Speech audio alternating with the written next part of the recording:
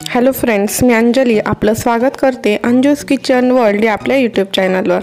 तर आज आपण पाहणार आहोत कांद्या पोहेची खूप सोपी अशी रेसिपी। तर त्यासाठी मी इथे 2 वाटी स्वच्छ चाळून घेतलेले पोहे घेतलेले आहेत। जे पोहे असतात ते स्वच्छ चाळून घ्यावे, कारण त्याच्यामध्ये जी पावडर असते। बारीक चिरलेला कांदा, कोथिंबीर, हिरव्या मिरचीचे तुकडे, कढीपत्ता स्वच्छ धुवून घेतलेला आहे, मोहरी, जिरं, हळद आणि थोडे शेंगदाणे वापरलेले आहेत। चला तर मग रेसिपी कशी करायची ते पाहूया। तर त्यासाठी मी कढईमध्ये तेल घेतलेलं आहे। 4 पळ्या तेल येथे मी घालून घेतलेलं आहे। आता तेल तापल्यानंतर यामध्ये जे शेंगदाणे घेतलेले आहेत ते तळून घ्यायचे आहेत।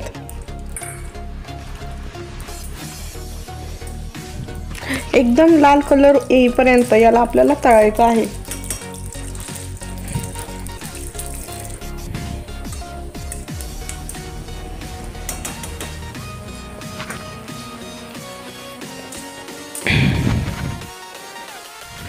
तुम्ही पाहू शकता कलर जो आहे तो लाल झालेला आहे। आता मी याला एका वाटीमध्ये काढून घेणार आहे।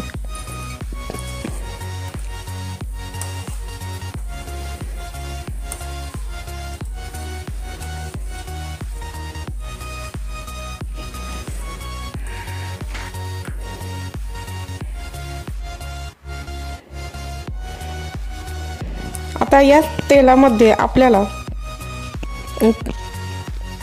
मोहरी, जिरं घालून घेणार आहे। मी आधी पाव चमचा जिरं घातलेला आहे। जिरं तडतडल्यानंतर लगेचच पाव चमचा मोहरी घातलेली आहे। मोहरी तडतडल्यानंतर यामध्ये जो बारीक चिरलेला कांदा आहे, आधी मी कढीपत्ता घातलेला आहे, लगेचच त्यामध्ये जो कांदा आहे तो सुद्धा घालून घ्यायचा आहे।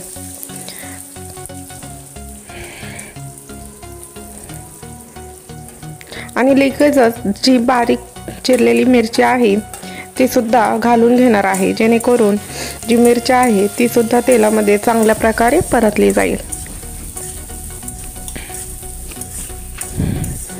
आता हेच कांदा गोल्डन ब्राऊन होईपर्यंत आपल्याला परतवून घ्यायचा आहे। जर तुम्हाला माझ्या रेसिपीज आवडत असतील तर नक्की चॅनलला सबस्क्राईब करा व जे बेल आयकॉन आहे त्यावर क्लिक करा, जेणेकरून ज्या नवीन रेसिपीज येतील त्या तुमच्यापर्यंत लगेच नोटिफिकेशनद्वारा तुम्हाला समजलं जाईल।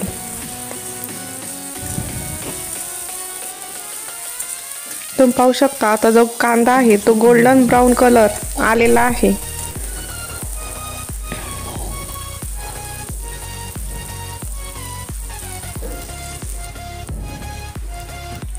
आता यामध्ये मी चवीपुरतं मीठ घातलेलं आहे। जेव्हा गोल्डन ब्राऊन कलर होतो त्यानंतर आपण मीठ घालणार आहोत आणि लगेचच त्यामध्ये थोडीशी हळद। आता यामध्ये मी पाव चमचा हळद घालून घेणार आहे।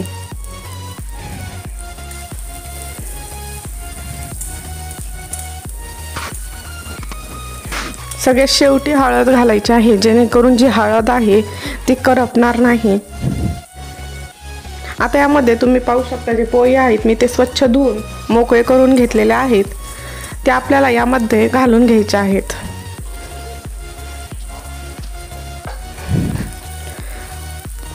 त्यात ही कोथिंबीर घालून घेतलेली आहे।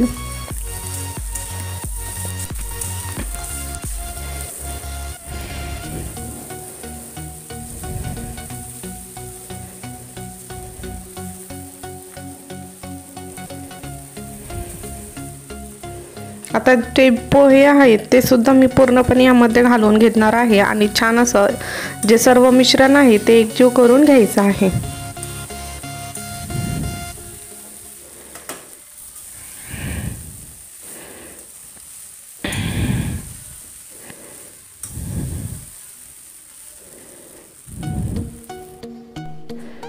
तर आपले पोहे तयार आहेत, ते आपण आता सर्व करायला घेणार आहोत। तुम्ही पाहू शकता खूप छान सुटसुटीत असे पोहे झालेले आहेत। आता जे शेंगदाणे तळलेले होते ते वरतून घालणार आहोत। जर तुम्हाला आवडत असतील तर तुम्ही पोह्यांमध्ये सुद्धा घालू शकता। आता वरतून थोडीशी कोथिंबीर घातलेली आहे आणि जर तुम्हाला आवडत असेल तर तुम्ही अशी फरसाणातली जी शेव असते ती सुद्धा यावर घालू शकता।